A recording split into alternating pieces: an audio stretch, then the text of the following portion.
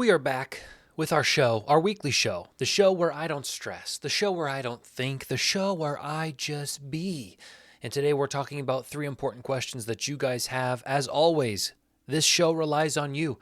And every Sunday I will release a new video, a new episode. I gotta crank my mic this way, but it won't move.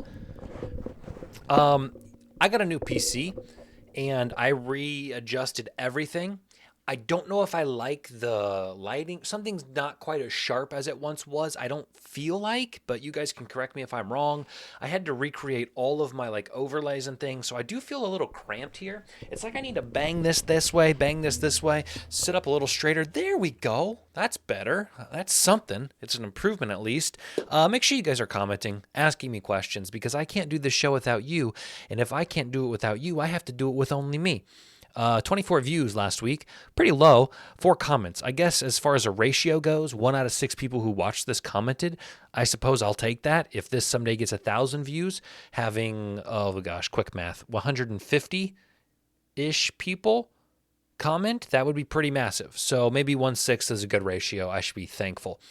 Jimmy IV Music. He did clarify. He's loving these videos. Jimmy IV, just like it's pronounced, like the letters, not the fourth, but no sweat. He also guesses that my name is Caden. If you know my name, please don't comment it. I'm having a contest, kind of, on my sports channel where people have to guess my name. And so far, no one has gotten close. I will say that Caden is fair. You're in the right barn. You're wrong stall. Okay, we'll just put it like that. Here's his personal question. What's the fanciest or highest quality meal you can cook? You find out right now the queen is coming and needs to be served a great meal. What is she eating at Last Casa de GMG? What is she eating? Well, okay. My first go-to is we're going to get some food somewhere. I'm going to ask her what she likes, and I'm going to order carryout. That takes the pressure off of me, and it allows her to experience a new cuisine that she is not accustomed to, one from my hometown. Here's the deal. That doesn't answer the question. So what would I actually cook? What's the highest or fanciest quality meal I can cook? Jimmy IV, I'll tell you this. I don't do a lot of cooking. I believe wholeheartedly deep down that cooking is just following instructions. If you can follow instructions, you can cook competently. I'm not saying it's going to be exquisite. I'm not saying it's going to be a memorable meal, but I'm saying it could do its job.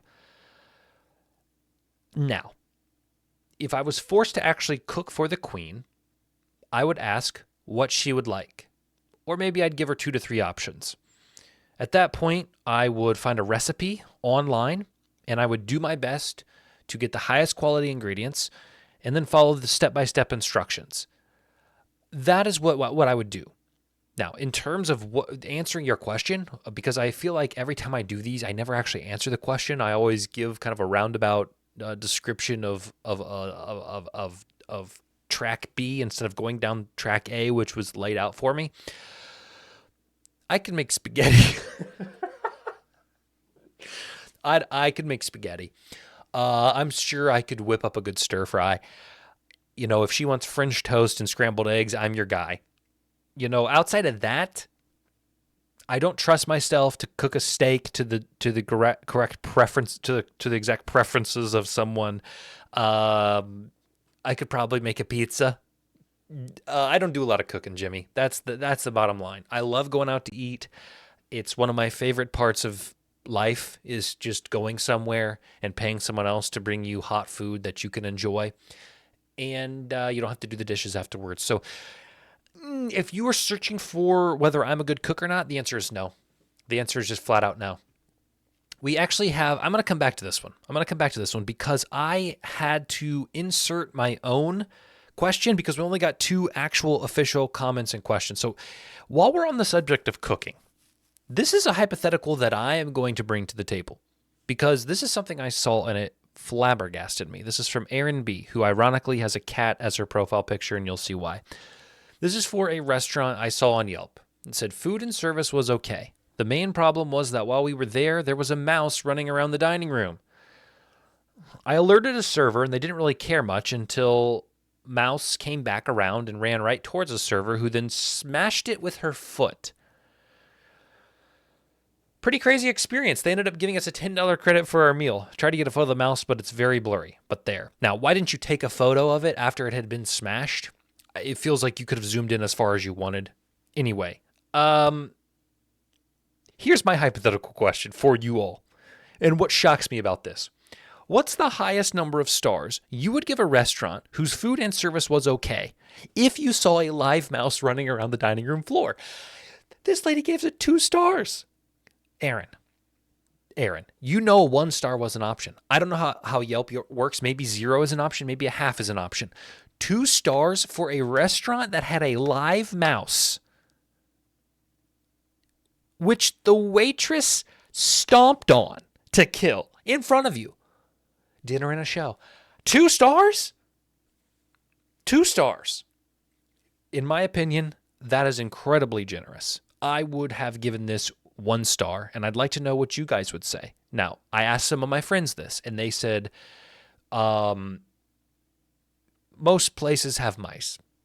What are you going to do? Give your house 1 star? I have mice. My mice I found mice in my house before. I killed on traps. I've never seen one live running around. I've seen evidence of them, and then I've set traps, and then I've found them. 2 stars is crazy. Okay, let's go back to this one. Personal. If you could go back and redo college and not become a teacher, which major would you choose, or would you choose not to go to college? I hate being, what's the word? Cliche. I don't like being cliche ever. But I'm going to be cliche here. If I had to go back and redo college and not become a teacher, which major would you choose? I don't think I would redo it. I would say right now, where I'm sitting, that I am happy for my experiences. I would say my experiences taught me a lot about myself. I would say my ability to sit here and make a video like this and make all the videos I make are owed partly to my 6 years of teaching, to my experiences in college, to things I learned along the way. Without being so vehemently, did I say that right? As an old English teacher, I should know. Vehemently? Without being so absolutely turned off by the educational system, and more so how I fit, or rather don't fit into that, I don't know if I would be here. I had to go to college for teaching to understand what I actually did and did not like. Because only at the lowest of the low can you see the highest of the highest. I don't know if that's necessarily true, but it's hard for me to think about what I would rather do. If YouTube wasn't a thing, if I couldn't do what I'm doing now and pursue that, I would legitimately do something in the trades world. I would do something that I could go in, I could follow step-by-step instructions to accomplish, and I would clock out and I'd go home and I'd never think about it until the next day. I do feel like I have, I feel like I have some creativity. Okay. I feel like I have something that I want to show the world, and mowing lawns wouldn't accomplish that. Okay. So I do feel like if I did something like that, my personality in terms of like my stress levels would be accounted for, but my personality in terms of unlocking my true potential would not be. I would also say that I never really had a role model growing up, a mentor growing up, a person who I could look at and say, I want to be like them, or I aspire for that, or anything of that nature. And it wasn't until college where I met someone who, for the first time, I felt like they actually believed in me for more than I saw in myself. And I met them through the teaching program. And funny enough, without saying it directly, this professor alluded to the fact that she felt like I would be underperforming or underachieving if I were to teach. which isn't exactly what I want to say. It's not exactly how I would say it. It's how I did say it. The bottom line is I felt like she saw something in me that I had never had someone see in me. And she kind of said, "You are going to be a great teacher, but I feel as if what you really have is not like this feels so weird. Like I don't like talking about myself in the positive. Like it feels awkward to be like, I'm cool." Right? Like I have something. And I hate it. But the bottom line, again, is she said, you have the ability to create. And if you teach, you are going to have no energy to create. You are going to be exhausted. And that makes me sad. And I did not understand it. Oh, I vividly remember it. And I thought, what is she talking about? I want to have to, like, what? I do college and then I create, right? I wrote a book. She helped me self-publish it. That was like a whole thing related to this. But I didn't understand what that meant. And it wasn't until during teaching and after teaching where I finally realized what she meant. And every day, I feel like I learn a little bit more about what she meant and about creating and about actually following a passion. Because she was a teacher. And while she still is a teacher, she teaches teachers and she's able to do research and she's able to focus on things that she wants to at a deeper level than education. And I think maybe she saw some of that in me. And maybe in a weird roundabout twisted spirally way, I am teaching or influencing through a video like this. I'm not reading Fahrenheit 451 with you and trying to explain the symbolism, but I am maybe giving you something. Again, feels weird to say. Hate saying it. It's hot up here. Like I'm sweating just chatting about it.